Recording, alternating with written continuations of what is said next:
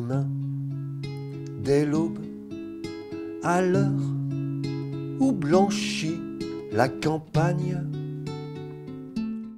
Pour ces 9e rencontres autour de Victor Hugo, l'idée, c'est donc d'ouvrir la littérature et l'œuvre de Hugo au plus grand nombre, donc avec des invités qui viennent de différents horizons, des auteurs, des éditeurs, des comédiens.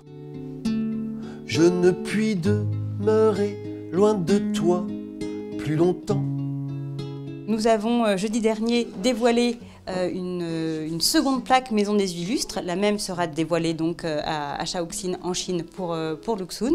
Donc le public aura l'occasion, en venant ce week-end, de découvrir donc nos 2 plaques Maison des Illustres. Nous sommes les seuls à posséder doublement ce label. Et aussi, dans une des salles du musée, de découvrir un peu plus en détail les tenants et les aboutissants de ce partenariat franco-chinois. Comme la nuit. Jouer dans une maison qu'a fréquenté Victor Hugo, c'est pour moi un grand honneur et puis beaucoup d'émotions. C'est un grand plaisir déjà de sélectionner les textes, hein, parce qu'évidemment, on ne peut pas mettre tout Hugo en musique. Moi, j'aurais pas assez de ma vie de toute façon. Sélectionner des textes dans le panel très large dans lequel évoluait Victor Hugo, hein, autant politique, idéologique, amoureux, la nature, les sentiments. Enfin, c'est énorme en tout cas, quoi. C'est vraiment mon interprétation. Il y a peut-être un public qui va dire mais j'aime pas votre parti pris parce que c'est pas le mien. Si je n'étais captive, j'aimerais ce pays et cette mer plaintive et ces champs de maïs.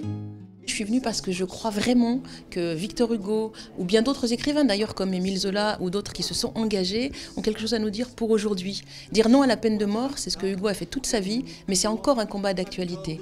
Et donc ces vieux écrivains qu'on imagine sur des piédestals et poussiéreux, au contraire, ils ont une parole d'une modernité et ils nous montrent un chemin dans une société où aujourd'hui, si tout tournait rond, eh bien ça se saurait. On a encore besoin d'eux. La plume, pour moi qui suis écrivain, éditrice et qui considère que l'écriture c'est ça, la plume c'est une arme de combat. L'été, la pluie est chaude, l'insecte vert qui rôde, lui, vivante émeraude sous les brins d'herbe vert. Hugo, un jour ou l'autre, naîtra à travers éventuellement des réseaux sociaux, des choses comme ça. Mais pour l'heure, effectivement, le papier est en perte de vitesse et donc il faut rassembler tous ceux qui résistent. Venir ici aujourd'hui ou demain, c'est aussi un acte de résistance quelque part. Voyez le rond sous un rond parasol.